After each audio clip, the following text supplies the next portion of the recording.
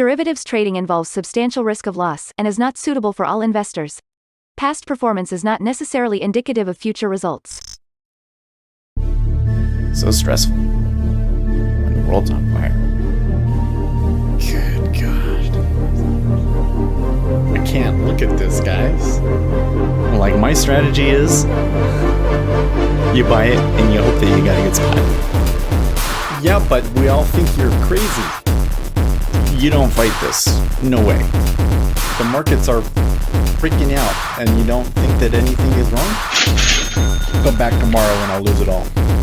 Should be fun. Good morning, everybody. I am, yes. Chat, is Seth late? Yeah, I'm late.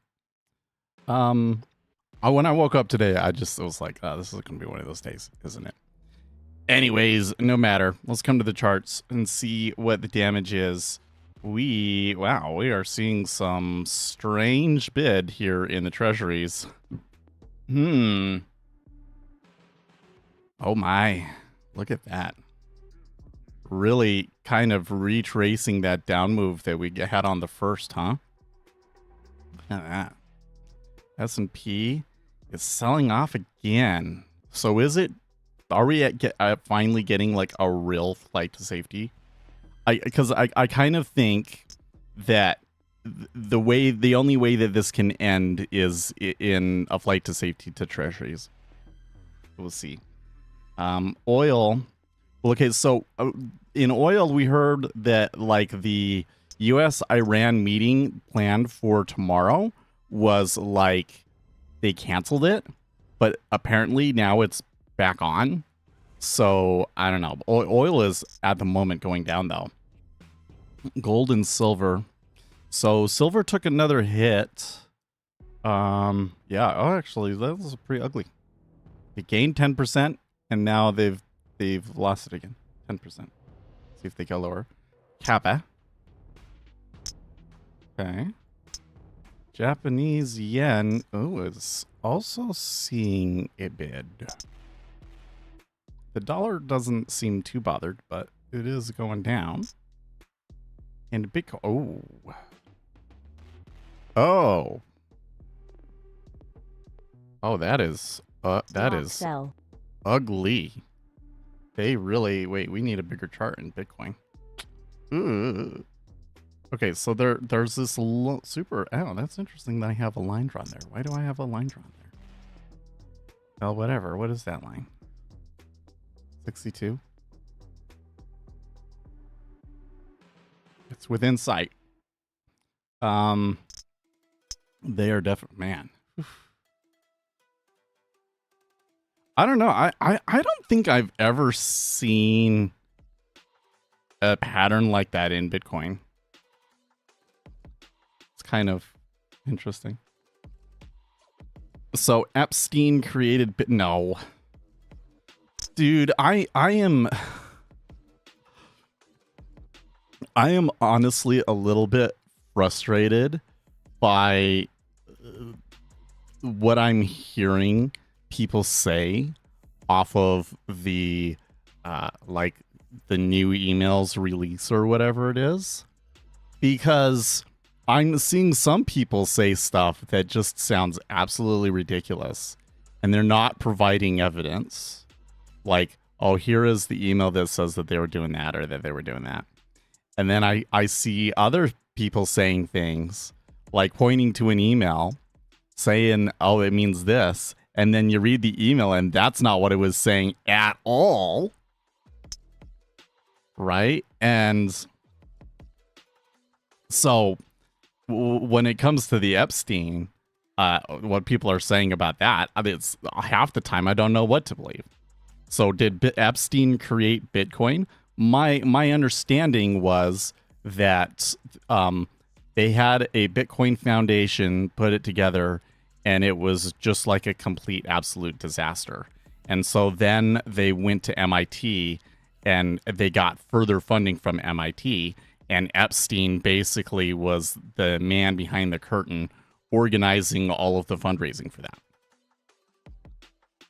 So, but I have also seen, and Stefa, I have also seen people on social media, and this is probably what you're joking about, say, like claiming that maybe Epstein is Satoshi. Like what? Okay, probably. I don't think so. I don't think so. By the way, here on this thing, I think did my load data levels, did it just automatically load it? I don't think that those were the right. Yeah, okay, that's better. That's better. So we are approaching, or already went through by a tick, regular session +1. You think it's Hal Finney? So there was oh man, that this documentary. Oh, we have LaGuard press conference. I haven't watched the LaGuard press conference in a long time, actually. I have Bostic speaking today too. Jolts is at 10 o'clock. But by the way, what was the initial jobless claims? 231 versus 210. So I don't think that they're really doing too much with the jobless claims. So what's going on here in the market? I am starting to think that what we are seeing in the equity markets is a historic event. That doesn't necessarily mean that it's like a 2008 level crisis, but this reminds me very much of the, and I can never remember if it was 2018 or 2019, but the great Quant crash. And for those of you guys that were here, that was some of the funnest trading that I ever had. There was like all of the algorithms blew up, the liquidity completely disappeared from the market, and the treasuries were only putting up like a few hundred contracts per tick. It was wild times. And I think that what's happening in the market right now is a similar sort of a thing in that it is algorithms going awry. So here's what I think happened. It's like you have a tank full of water, right? Water is money. Okay. I hate when people say liquidity. They misuse the term liquidity. We're just going to global money flows. Okay. And what happened was all of the water got concentrated in one corner of the tank. This is silver, right? There was a ton of levered money in silver. And the thing that's unique about this one, compared to other, quant kerfluffles, is that this time it was China that came in and did something. There was too much money coming in over there in China, and so China basically stopped trading in the biggest silver ETF, or basically the only silver ETF available to investors over in China. So they pulled a literal GameStop by stopping trading in that thing. And when that happened, it caused selling. It was a big crash, just like with GameStop. And when that happened, there was so much money levered in silver that now people have to go and take money out of other places. Now they're taking money out of other places like tech companies. And then on top of that, people are taking money out of tech companies because people are making this bet that AI means that basically all software, especially software as a service companies, are going to be worthless. So now the water is like sloshing around in the tank, back and forth, right? And I think one of the things that we've got going on here is that this is kind of triggering an imbalance of sorts in the markets. Basically, the market has, they're basically like there are certain winners in the market. And when I say winners, I don't mean like individual stocks, but more ideas. There are certain ideas that have been winning in the market that contradict each other.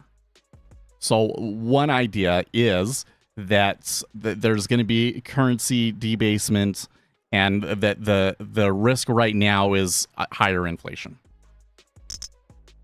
So if you can't hide in the US dollar and you can't hide in the Japanese yen, then where do you go? You go to silver and gold. And that's why silver and gold have been running so hard. The other big winning idea has been artificial intelligence. That demand for compute power is going to go through the roof, and absolutely everything else is going to be worthless. Now, these two ideas contradict each other directly. Because if you think about it, we have supply and demand, right? So what is artificial intelligence? Artificial intelligence is an exponential increase in the amount of supply out there, particularly for services. It doesn't necessarily change the amount of supply for materials, which is the key. That's why it's like miners and materials and the people providing the compute power, right? Look like Gustavo Fring. I don't know who that is. Anyways, then there was the other thing was like you need the power for the chips. You need but for services, that's like an exponential increase in the amount of services that we're going to provide. So when supply goes up and demand stays the same, what is that? That's deflation, right? Or the other side of it, all software as a service companies are useless because we can provide all of that supply with AI itself. That means we don't need tech workers anymore. We just absolutely decimate the upper middle class of America. That's going to be less demand. So what is that? That is also deflation, right? So this idea that the big concern that we have right now is inflation, but AI is going to take over everything, kind of contradicts each other. And again, if you think that there's going to be inflation, then you can't hide in the treasuries. You can't hide in the Japanese yen, though, because countries are going to debase their currency with inflation. And so they're going to gold, right? I think that the balance of the risks is in favor of deflation. I agree with Kevin Warsh. That's what Kevin Warsh thinks too. So Kevin Warsh thinks that we should be reducing interest rates in preparation for AI, which is basically the greatest deflationary force humanity will ever see. We're facing down the largest deflationary force we will ever see, and the market is concerned about inflation? What? Okay. Doesn't make sense to me. So, if I'm correct on all of that, then that fundamental instability just makes the tank keep sloshing, right? It's like a tank, but there's like mines in it because Iran, right? One of those bombs goes off, or the tank falls off the table. You know, like there's all sorts of things that are like, there's like this fundamental instability. Whereas, so the only way that you can get things stable again is a flight to safety bid in the treasuries. And now we're finally seeing it this morning. So if we're seeing it this morning, I think what you're going to see over in the E-mini is that you'll continue to see some major rotation, and maybe some of that money will rotate out of the AI trade, and we'll have interest rates a little bit higher, and then, you know, everybody will finally have to admit that, okay, yeah, actually we do need a little bit lower rates here because the risk is deflationary. Huh? That's what I think is going on. But even if I'm wrong on that point, there clearly seems to be this sort of set of algorithms going awry that are like roving from sector to sector, selling them, right? Like there is just, this sector gets hit, like you know, the software companies get hit, and then you know, the debt companies get hit, but then they're also like, how are we going to power all of this? So then the power companies get hit. I mean, AI hasn't really been hit super hard yet, but, you know, it kind of looks like maybe that's happening today.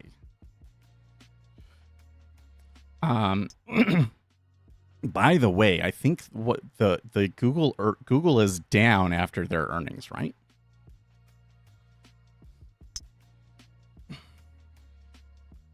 Yes. So another thing we need to talk about, because we haven't really talked about the flows today, right?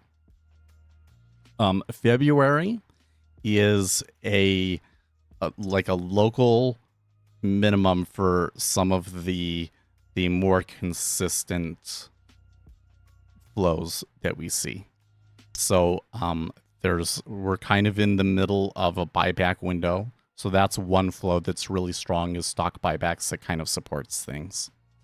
And for some reason, people just aren't as active in February, like buying things and doing stuff. It's a quieter time. It's also like kind of the maximum for winter, right? Like here in Utah, that's often when we get the most snow.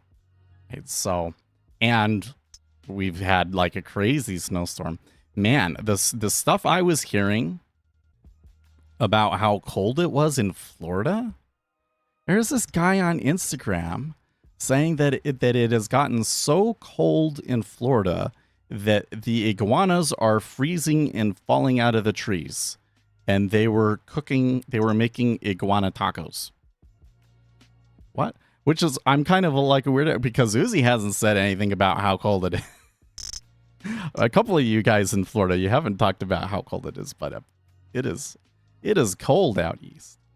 So that's kind of affecting the market too. Okay, so down south, they have iguanas. Yeah. Well, my wife was telling me that the iguanas were like an invasive species. I had never heard of that before. That because they're an invasive species, you know, you can do whatever you want to them, and so people were cooking them.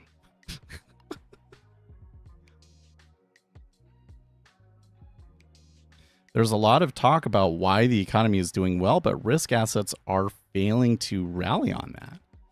Well, yes and no. I mean, the thing is that risk assets have, over the past year, risk assets have rallied quite extensively. It's just that all of the spoils have essentially gone to like one sector. One sector that frankly, I don't see how it's... Iguanas are a problem for Florida, but cost $200 up here in Illinois, really. Wait, do iguanas taste good? That sounds like they'd be gross. When it gets cold, iguanas don't die, but they go stationary to save energy. Like, I have a snapping turtle in a tank outside, right? She stopped moving for a few days as we dropped into... Wow, you were in the 20s in Florida. When the iguanas go stationary, they drop from the trees. Oh, I hope you read the... you know, I actually didn't see that. Let's see here. Oh, here you are right here.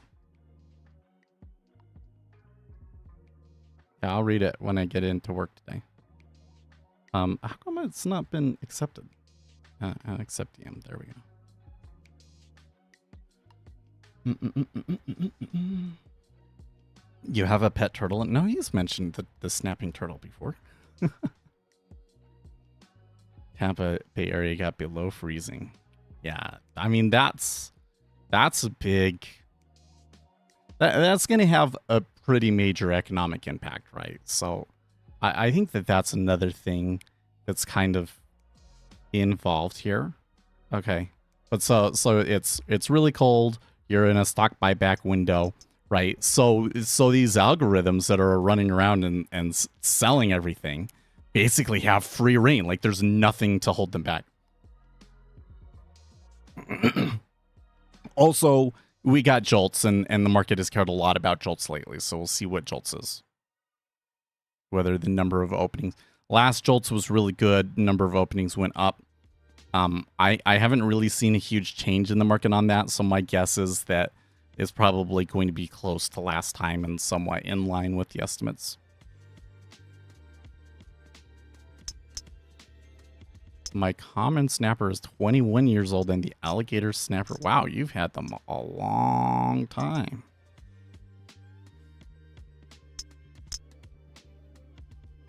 That's Florida for you. I'm surprised that he doesn't have an alligator too.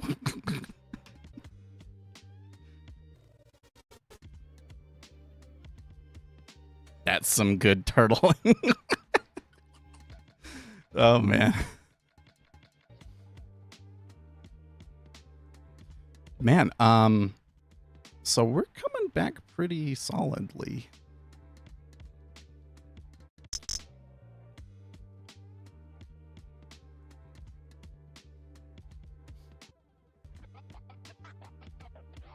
It's like having fish. Yeah, it's like having a fish that can bite your hand off. But big aquarium in the dining room, and instead of fish, there's a dinosaur in it. You know what? I think it would be really cool to have a giant tortoise. You know? Like a giant tortoise that's been passed down like 3 generations in your family now or something like that.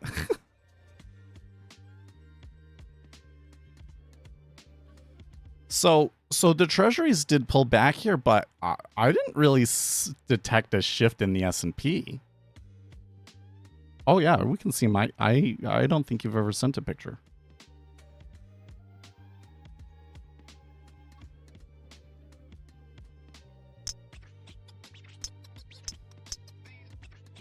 It's like my house, but Florida, right? Because I have way too many animals at my house. Apparently, having way too many animals in Florida means instead of rabbits, you have snapping turtles.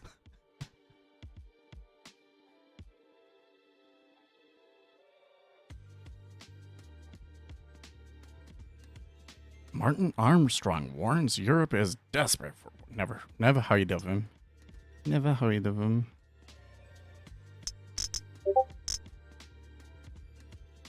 Okay, so can I backtrack a little bit though? Because there was something else I wanted to say about the Epstein thing. All right. Have you guys seen this theory that Epstein faked his death? Have you guys seen? I'm starting to see this on social media. They have a compelling theory, right? That like everybody that was involved basically lied, and there was a guy that like before it happened said stuff that like people came in and took him away, and so the theory is he's still around, that he faked his death and is living his time out in Israel. That, I mean, can you imagine if that's actually what happened? Like that you can fake your death, the whole world watching, and you fooled everyone. Wow. If that's true, I really want to know what Jeffrey Epstein's opinion on the market is, because I've seen some more clips from his like media training video with Bannon. He knew what he was talking about.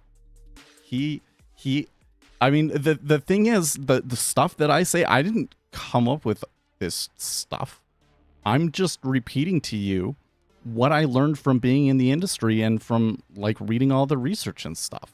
It's just like the inescapable consequences of how our monetary system and markets work that are not what people think. And you can immediately tell whether somebody's been in the industry or not just in how they talk about those things.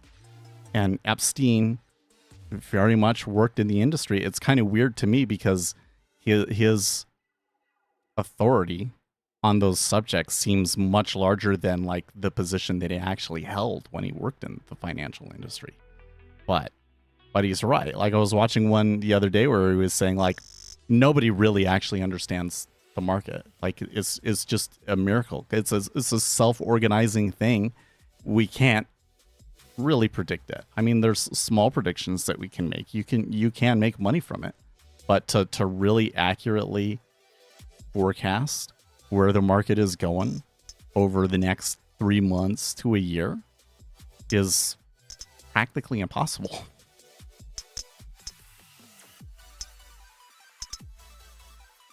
Let's see here. Oh man.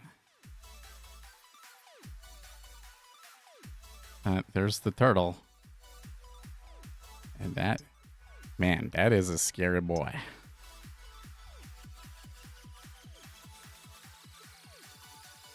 Did you just walk out to, you know, pull him out of the tank to take a picture and bring him back, then come back? And then is this the other one? I was cleaning the tank that day. Oh no, it looks like the same guy. I would be so terrified to hold a snapping turtle like that, though.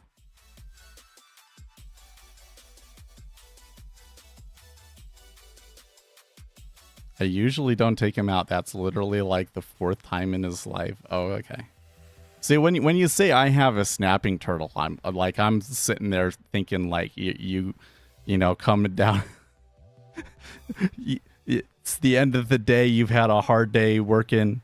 You sit down in your chair, ready to read the Wall Street Journal, except for nobody does that anymore. So it's probably scrolling on TikTok. And one turtle comes and nuzzles itself underneath your feet. And the other one sits on your lap.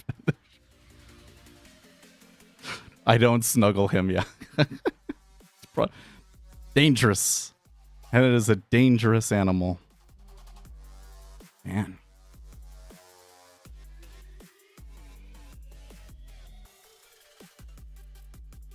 And is that one the alligator or the regular snapping? But I will say, since he's in the dining room, bro only eats when we... Oh, man. Oh, that must be something to watch it eat, huh? Oh. Now I understand what's going on. I see. That's the alligator snapping turtle. The eyes is like... Something about the eye makes it a little eerie. Something about the eye makes me think that he would make a really good kaiju, you know?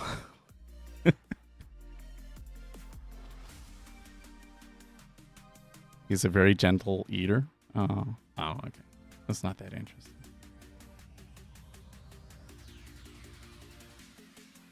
Unless you feed him live fish, he sits underwater with his mouth open and fishes. They have alert on.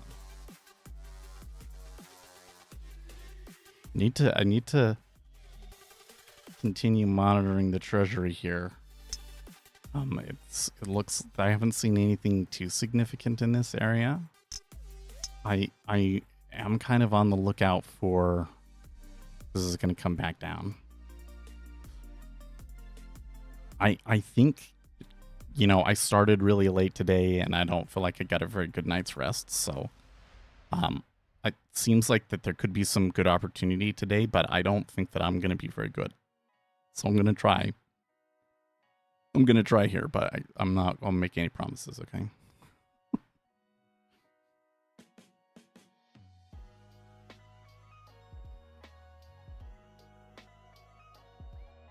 So, I was just reading through here.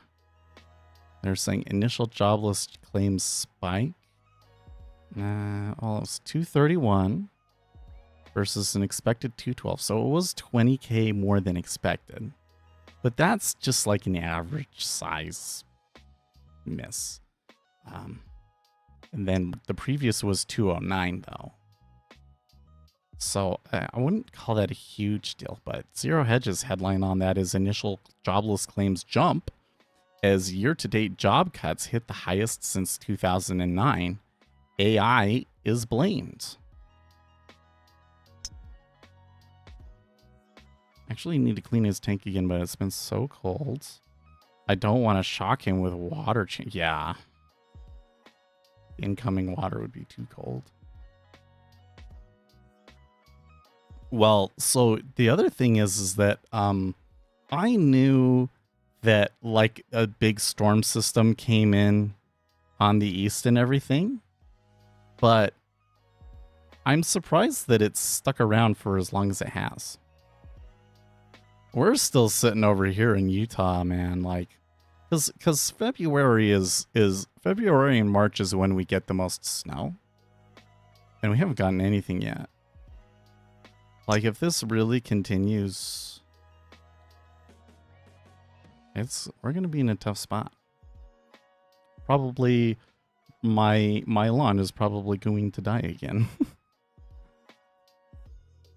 Turtles can handle cold, even frozen water, but it's the rapid changes that's dangerous for them. Yes. Yeah, because they just go into like cryostasis.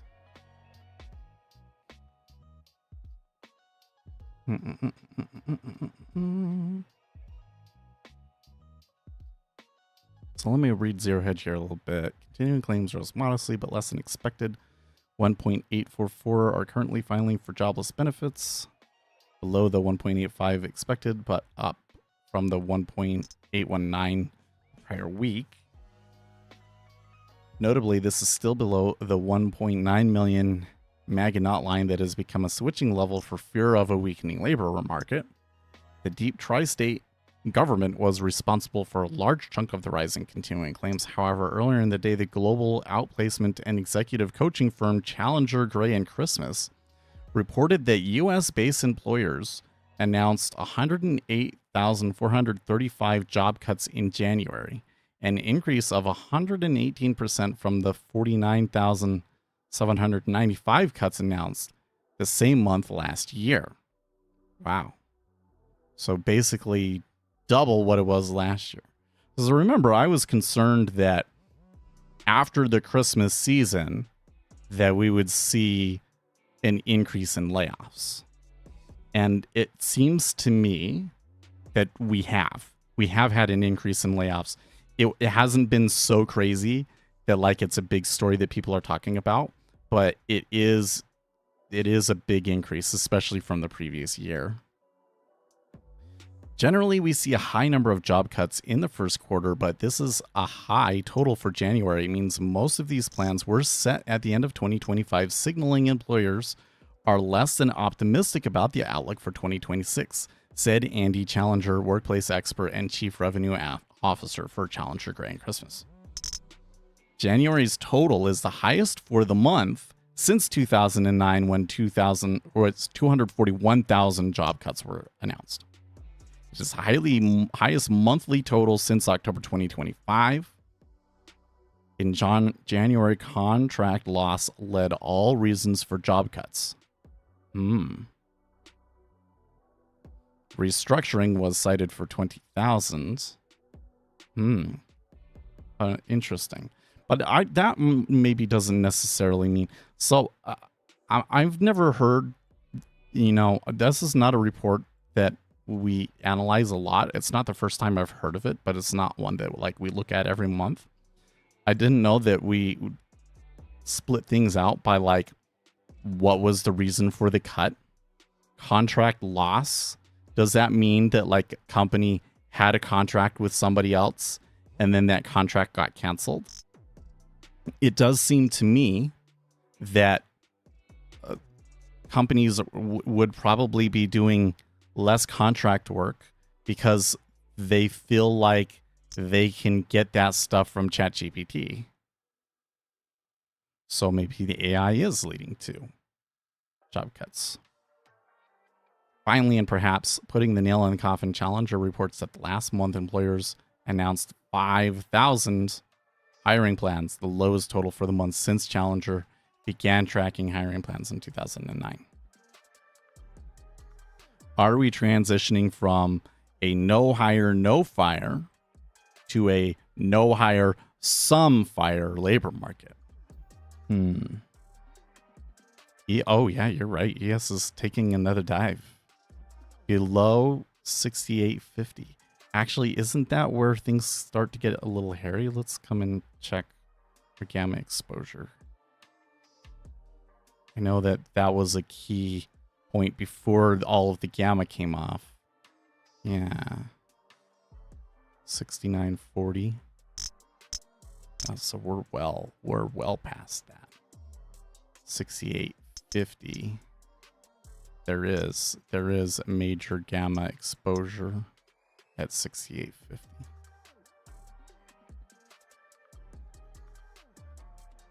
With 1 share of IBIT. Wait, what is that about?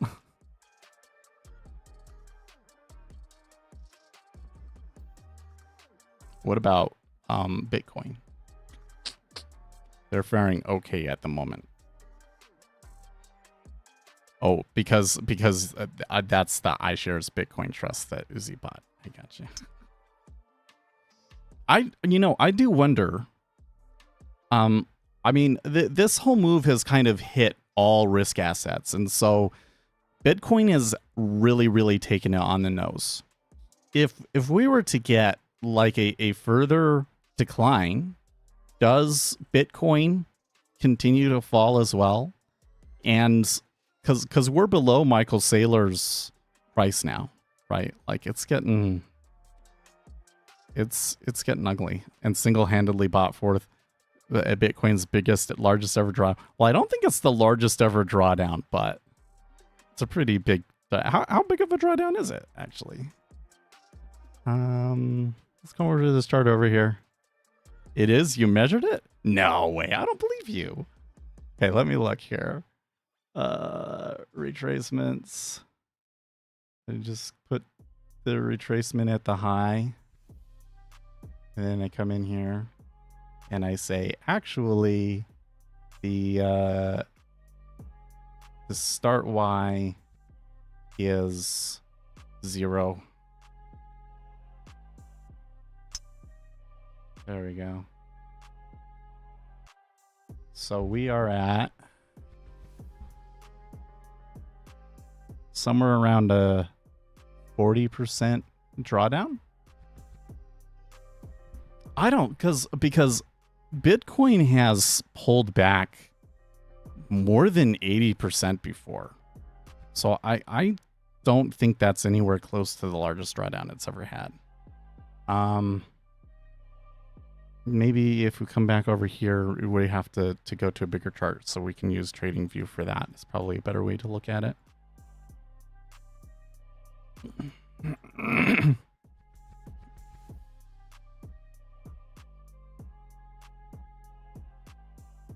Oh, by absolute value, sure. By absolute value, yes. Yeah, I think that would be correct. I don't want to mess up the chart. You know, maybe I should start paying for trading. If there's anything that I would probably use that I could buy right now, it probably would be TradingView. I am tempted to start paying for the VPS though. BTC, and I want to go based on Coinbase, and I want to go like a 1 month chart. Okay. And then over here, we want percent, and we want logarithmic. Okay. So when you look at it, the drawdown that we had in 2022, 21 was, well, it was really 2022. Was I think that one was like 60%. This only goes back to 2015 too. There was, because well before all of this, there was the Mt. Gox crash, and the Mt. Gox crash was probably the biggest one.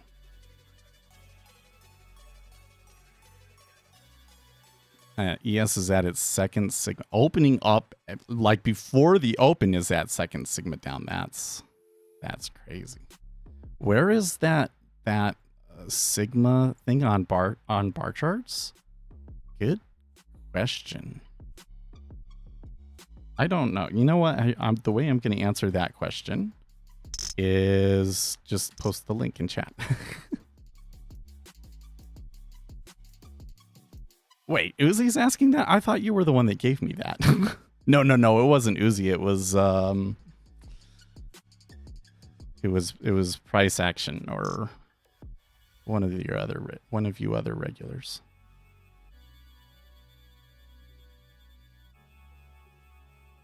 Yeah, you gave me the IV stuff.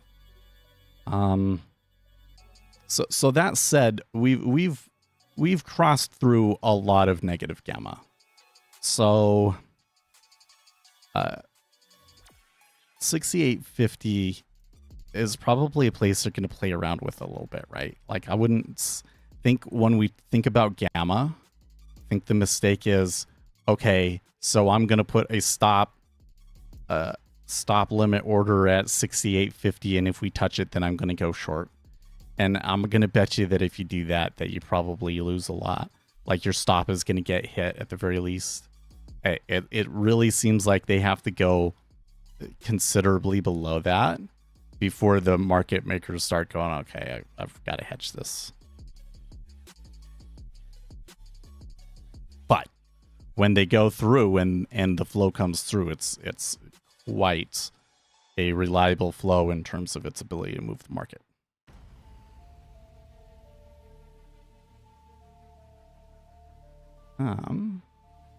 Euro flat as ECB leaves rates unchanged. Cable drops on Bank of England dovish hold. Futures, Bitcoin, gold, all tumble as momentum liquidations accelerate. Yeah, this is another thing, is that we're definitely on a lot of these charts into the spot where you're going to see momentum strategies going short.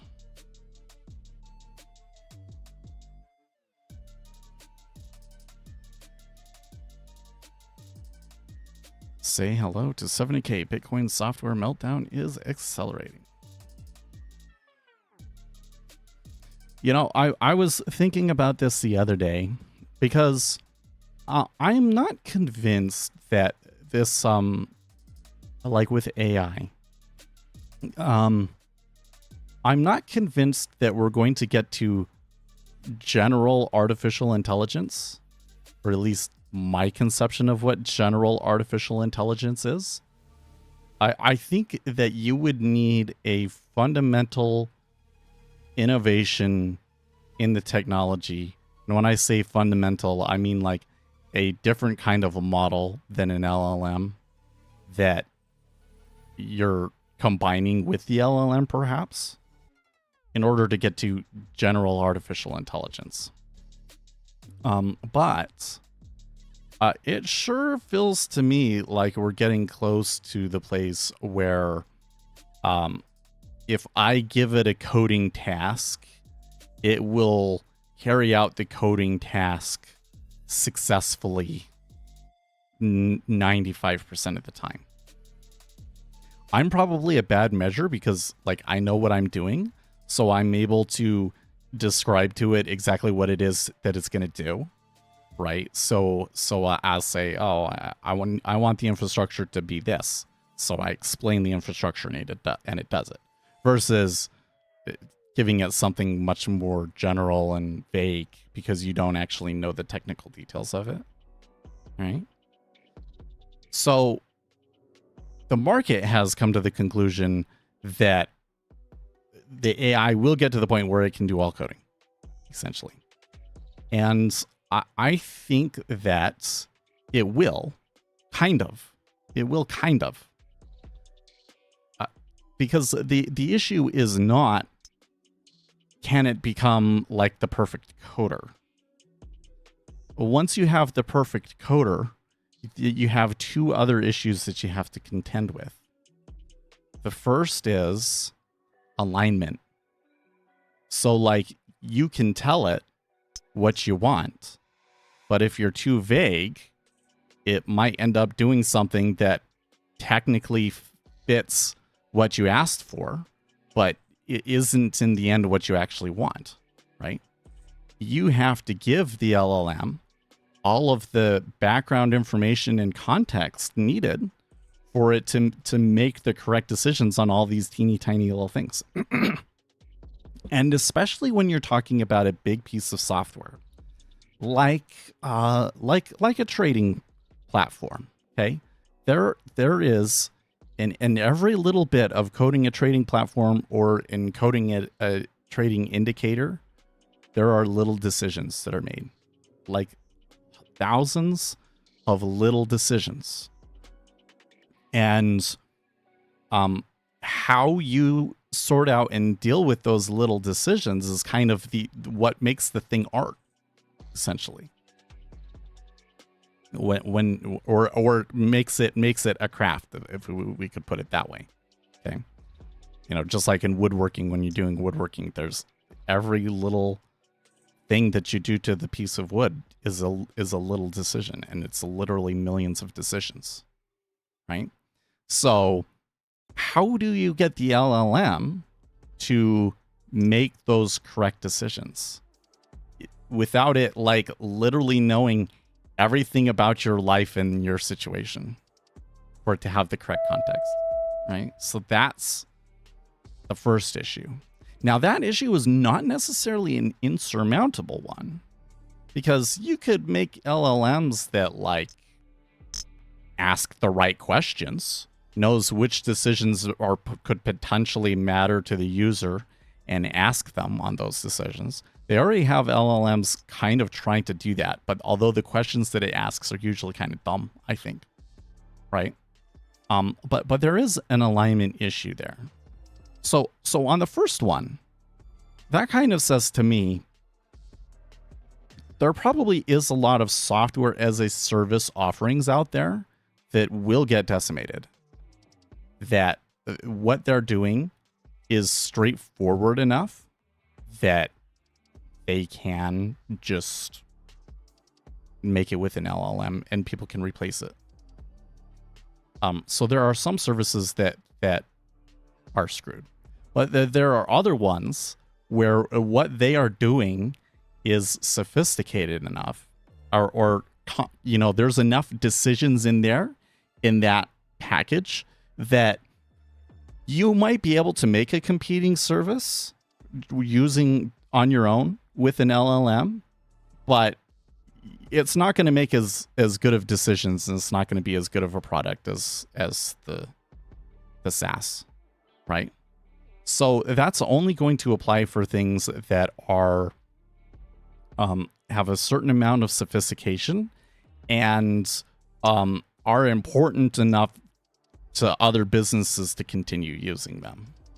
Okay, so like probably the best example of that would be a cloud platform, right? Like there's 4 cloud platforms out there, but and if you had your own data plane, could you create your own version of AWS and start selling it with a large language model?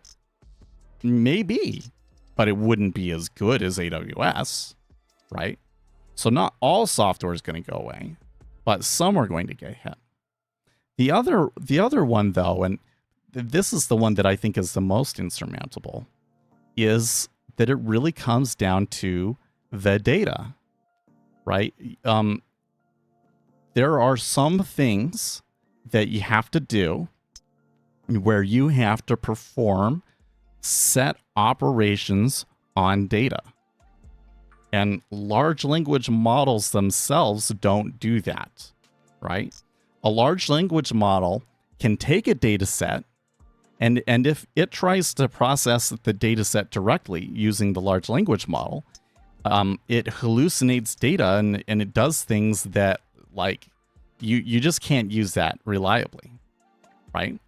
But the large language model can, for instance, like with Excel is probably the best example. Large language model can use Excel and can say, okay, I actually want the sum of all of these columns. And then it uses Excel to make the sum of all columns. Or in specifically, they just make a cell that is the sum of all of those columns or whatever the deal is, right? They're using, you have to do something that does the operations, right? And then there's this whole thing that's like, especially if you're processing a lot of data, because the place where in the modern day that a lot of money has been made is in like these data warehouse kind of applications where you're literally dealing with gigabytes of data, managing and storing it and all of that sort of a thing, right?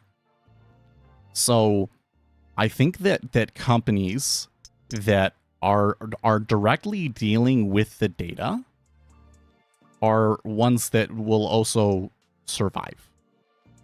So like that's going to be companies like Snowflake and I don't know, is Palantir in that category? I don't know. But in a world where LLMs take over like all development, data is king, right?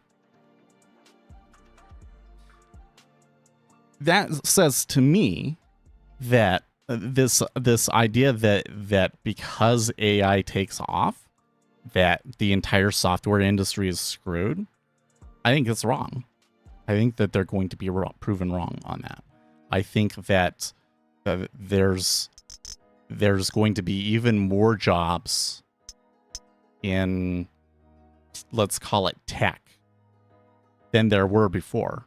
And that the people that, you know, are making decent money being in a tech company now are going to be doing even better in this new world with AI. But they will probably be doing different things to what they're doing right now. Right? Like a lot of coders will not be directly writing code, but prompting. Sure.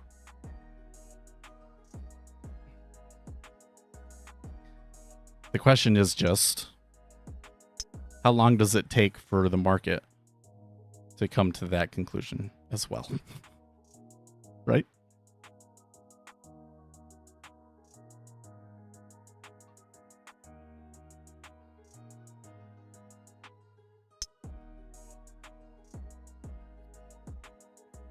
Oh, there was another story here on Zero Hedge that I missed.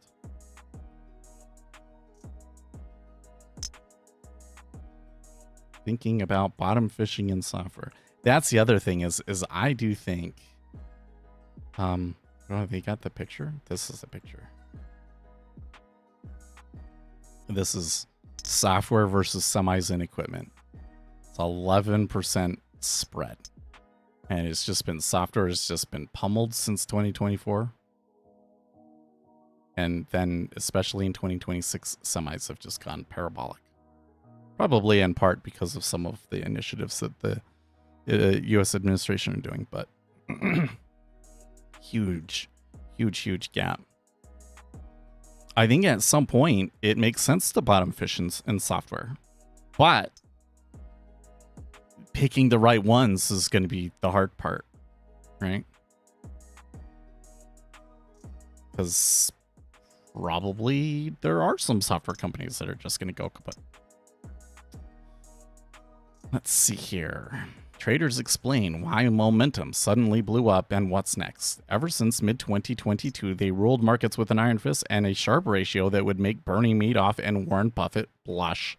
Today, however, it all came crashing down as momentum traders suffered losses for the history books. As we touched upon earlier, Goldman's high beta or unconstrained momentum basket just had its worst day since 2022 and briefly since 2020, but in either case surpassing the post-DeepSeek sell-off last January.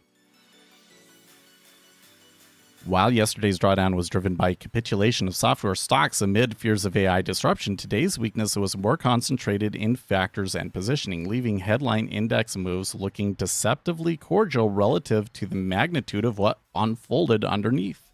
It reminds us of what Goldman Lee Coppersmith wrote this weekend, namely that the ratio of 1 week realized volatility in the average S&P 500 stock versus S&P's volatility just hit 6.88 on Thursday, 99th percentile since 2023, and comparable to what we witnessed in 2021. Said another way, the average S&P stock is swinging 7 times the index, which is why the ramp over the past few sessions has been especially sharp, even if the relatively smooth moves on the S&P's surface misrepresent how volatile the moves below the surface are. Oh, I definitely see that, because when I was every day at work, I go through my Koifin, and some of the assets, like the amounts that they had moved, was really quite startling. Even the relatively small and mundane stocks. So like yesterday, there was a little bit of like flight to defensive stocks, and like Dow itself, Dow the stock, the company that owns the Dow index, but they do other stuff. It's like Dow Chemical, right? They were up 6% on a day where some other companies were down like 12%. It's crazy. Where was it? It's probably to go back in the history and find when I was saying it. It's probably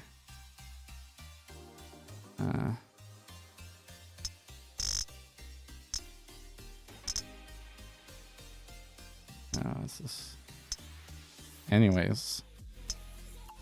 But there was like movers like 12 and 17%. I think it was uranium was down 12%. Crazy. Okay, so the treasuries still seem to be having trouble extending. The E-mini is trying to stage a rally here, though. So it looks like they at least got past the panic selling on the open. Let's see here. Despite the pain across consensus longs, activity on the Morgan Stanley trading desk was orderly with little sense of panic. Notably, Quant strategies fared better on the day as the unwind skewed heavily towards long-short portfolios that had been the most offside to momentum. So what happened? The sell-off today was primarily driven by the strong underperformance of the long leg, which is skewed towards cyclical, high-flying themes with high beta and high volatility. Echoing Goldman, Morgan Stanley's Bryson Williams writes in his end-of-day note that the defining feature of today's session was an extreme factor reversal, particularly in momentum, which suffered its worst drawdown in over 3 years. Similar to Goldman's unconstrained momentum basket, the Morgan Stanley momentum basket registered a multi-Z-score decline driven primarily by long reductions rather than systemic degrossing, as investors aggressively trimmed year-to-date winners. Weakness was heavily concentrated in crowded themes that had led performance earlier in the year. AI beneficiaries, AI power national security, Bitcoin miners, and other high beta, high momentum pockets, while laggards rallied sharply across nearly every sector. This contra AI dynamic echoed yesterday's dispersion, but flipped the leadership entirely, with early cycle cyclicals and select mega cap defensive outperforming as capital rotated out of the most consensus trades. So you see what I'm saying, where it's like it's a quant storm? It's like all of these really, really big strategies like momentum, which we've been saying for a while that momentum is probably crowded. There's too many momentum funds right now, right? All of this money is just sloshing around, desperately looking for somewhere to go. Notably, there was no smoking gun for today's move. It just happens that the market was chasing the strongest earnings revision possible, and in the midst of that, short-term performance technicals got too extreme. Interesting. So much more in this. I'm gonna keep reading a little bit. There's more. The extremely fragile market structure amplified the move. Leveraged ETF rebalancing emerged as a major driver, with Morgan Stanley QDS estimating roughly $18 billion of U.S. equity supply on the day, placing today in the top 10 largest leveraged ETF supply days on record. The bulk of that supply was concentrated in NASDAQ tech and semis, with significant single stock pressure in names such as NVIDIA, Tesla, AMD, MU, PLTR, and MSTR. Oh, that's funny. The MSTR is on that list. But no one is using the gamble strategy to confuse the algorithms. Past engine. You know, it's funny. There's this guy on TikTok that like he's got some things right, because he came in and started systemically testing things and realized that retail technical analysis strategies don't work. And so what he started doing was basically fundamental quant strategies with machine learning on top of it. And he thinks that they've been doing really well, right? I kind of look at it, I'm like, well, you didn't seem to be doing as well as you claiming, because you're still like in an empty room. But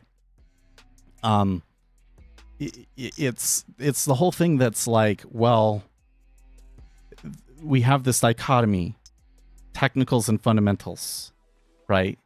And what I've always tried to explain to you is that this dichotomy is useless. There's data, and does the data predict something or not, right? And predictive data can come from just about anywhere. And some of the things that are the most predictive kind of don't fit in either of those categories, right? Like just watching the traders, the momentum funds, and kind of seeing when they've become too concentrated in one spot and rush out into other places, right? Things there are the largest flows have nothing to do with the fundamentals, but there are also things that you're not going to see on a price chart, right? And that is because price is really what makes you money. And so there's all of this confusion into it until all that's left is noise. Now, that said, this kind of rally in the S&P does seem to be causing the treasuries to come back here. So I don't know. I got 26 is kind of the next major line over there in the treasury. So I think, because remember earlier, I was looking for the trade there. So it looks like the trade that I was looking for did happen. It would have worked. If I had just, when I said that, just taken a short up there in like the 30 area, I'd be doing okay.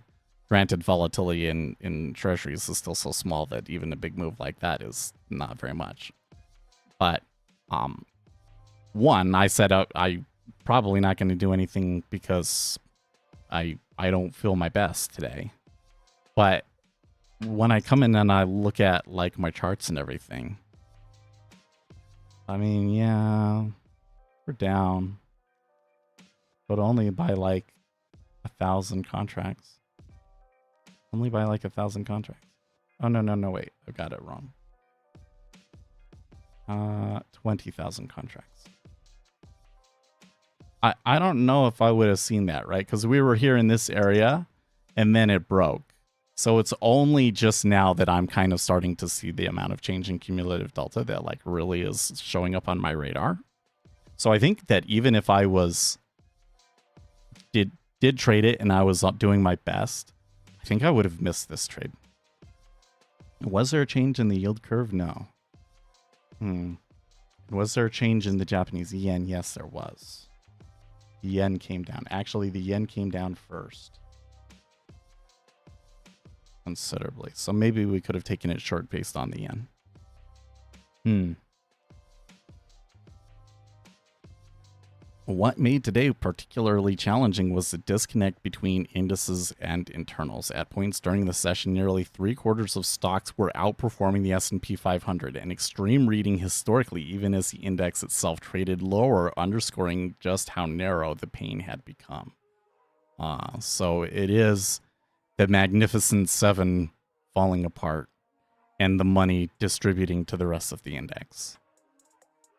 Retail participation was notably absent compared to prior sessions, as demand set in the lower quartile, a sharp contrast to the aggressive retail bids seen during last week's rallies and even during yesterday's software-led sell-off.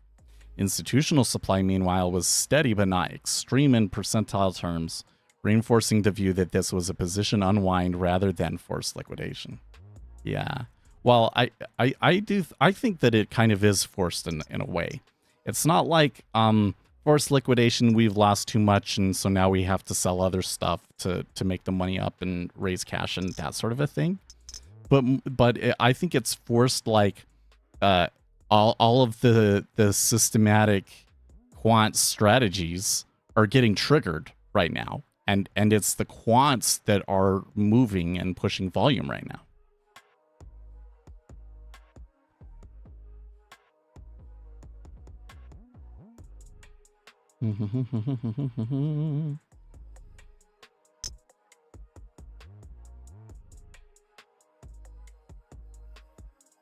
Volatility of momentum is currently extremely elevated relative to history, and the factor was on track for its best start of the year until today. This is also consistent with the higher level of factor and thematic volatility the market has been experiencing as of late, with violent intraday and intra-week moves amidst more muted moves at the index level.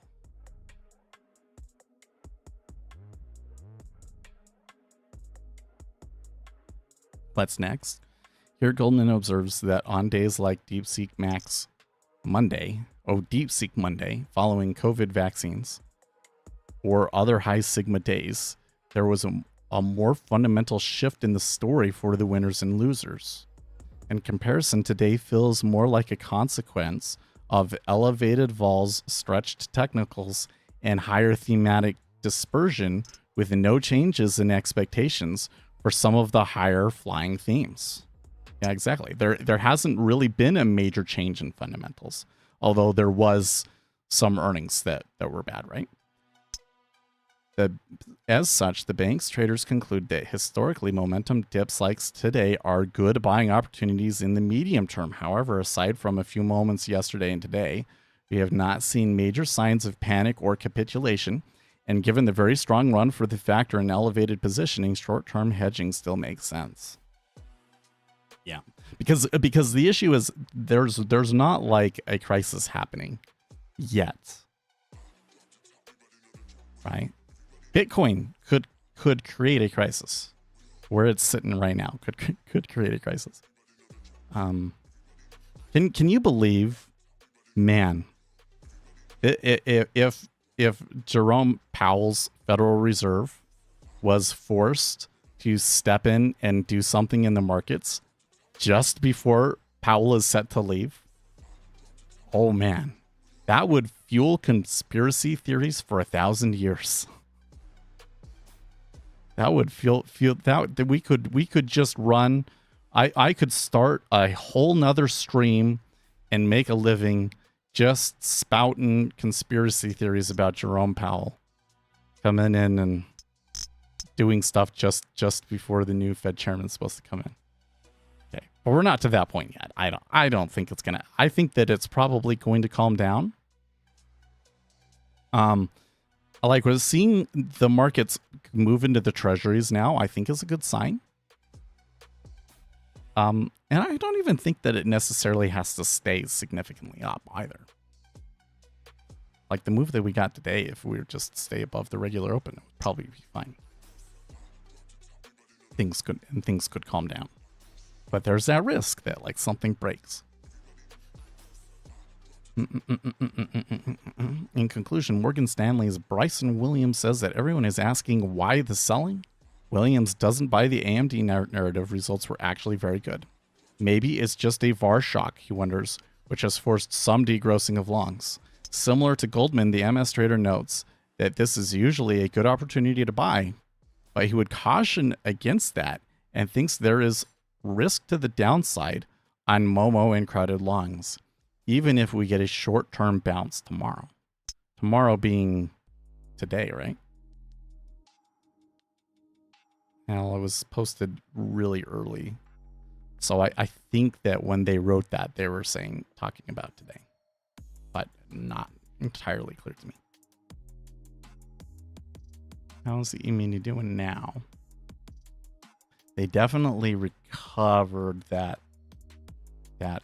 drop going into the open in terms of delta, at least. Also, I'm not seeing huge move in gold and silver or anything, so it really seems like it is stocks right now.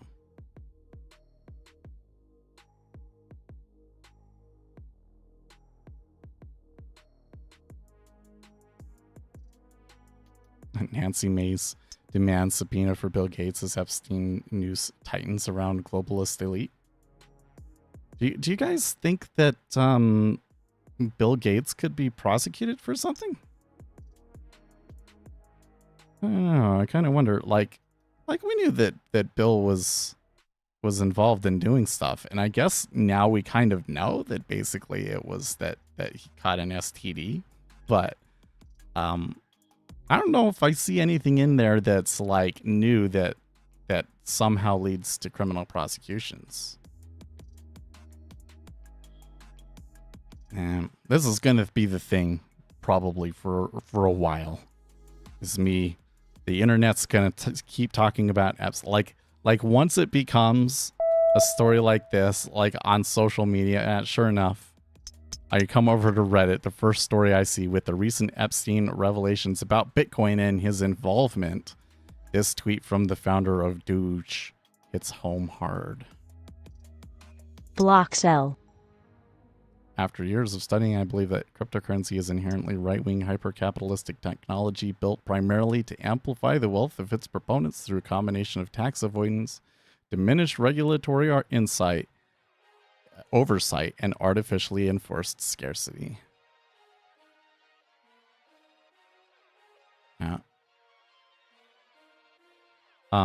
Like the thing that I always thought was weird about Bitcoin was that in the early days, it was really like the guys on Reddit and Dig that were obsessed with crypto and how I knew about it and where I saw people talking about it. Which was always weird because it seemed like they leaned left and that crypto was mostly left-wing people. And then after 2022, it shifted, and now it was like it's all right-wing, which is more in line with kind of, I think, the idea and the philosophy and the reality of it. And now you're kind of finding that or dark web stuff, and now you're kind of finding that maybe Epstein was interested in it in part because he was interested in pushing extreme right-wing stuff on the internet. He was not right-wing. He hated Donald Trump. And a lot of the things that he talks about seems very lefty. But they were pushing right-wing stuff. I think maybe in part to kind of make the right look crazy. And some of that's maybe, I don't know. So that partly why they were involved in Bitcoin, or was it just because it allowed them to do things that they couldn't do otherwise? That is definitely the most interesting revelation out of the Epstein stuff. That and, you know, the things that they talk about finance that we can potentially learn about finance from it.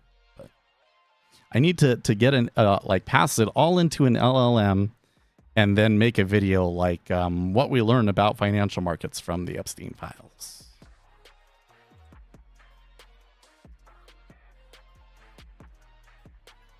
What's this? The Pentagon warns the Scouts ban girls or we will pull your funding? Wait, the Pentagon funds the Boy Scouts? Scouting America urged to return to its core value as Defense Department reviews its partnership with the group.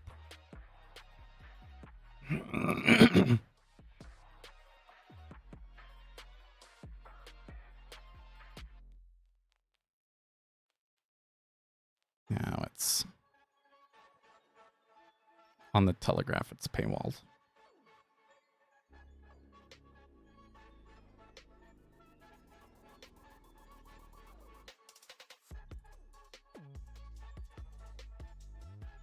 I really, it's Scouts are dead. When the Mormon Church left the scouting program, that was the end of them.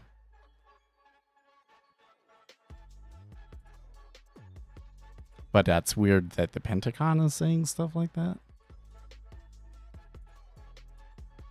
There's an Eagle Scout to military pipeline.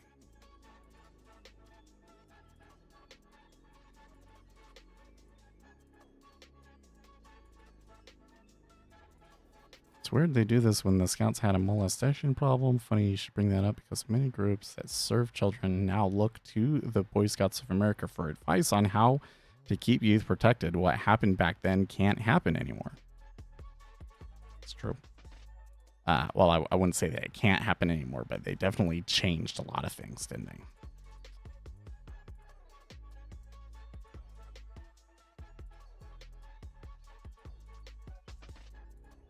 Yeah, this is a weird thing.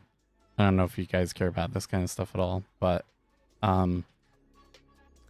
the Mormon Church was like one of the largest supporters of the Boy Scouts, and then when the Boy Scouts started kind of changing some of this woke stuff, despite the protests from the LDS Church, the LDS Church. Oh, okay, so there's the jolts. I totally forgot. 6.542 versus an expected 7.25. Oh, you know what? My financial juice connection had died. That's why I missed it. So right back up to the highs. Wait, what do we have next? 202. Yeah, we could maybe do that. Is the E-mini going to sell off super hard off of that, though? It could. I think that if the E-mini pushes the lows again, then you might start to see that negative gamma come in again. That could push them lower, and that could definitely be enough to push the treasuries to the O2. And I don't think that I would be taking a reversal trade at O2. I would just be taking profits at O2. But and the earlier trade was again short, so would I have gotten out of that in time? Like I gotten a good exit on that? I definitely would have gotten out before the news. Oh, it's all very interesting. Seeing what stocks are up or down today is going to be very fascinating. For now, they're stuck there at the 20. Anyways, what was I going to say? Oh, yeah. The LDS Church is starting their own program of sorts. And there's this guy that had a YouTube channel. I forget what his name was, but he would like go up into Alaska with like nothing and like show you how to survive in the Alaska snow. It was pretty crazy. He did some pretty crazy stuff. And apparently he quit his YouTube channel to help the LDS Church make a new program.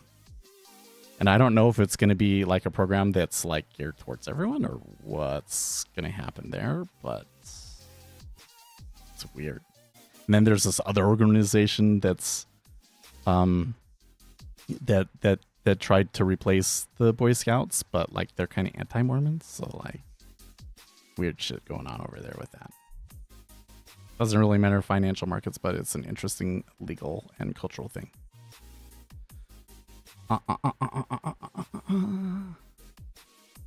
By the way, what was the net? You know, that was a big jump in the treasuries, but yeah, I'm not really seeing the volume come through yet. Not really seeing the shift long in volume. There was a big old iceberg there at 31.5 and 20 really. So I think that that's supportive, but you still got this issue that they came through it, and you got to be concerned that that's maybe all that the buying was exhausted there. So that's a tough call. I think there's still a good chance we could see O2 though. So we'll keep that.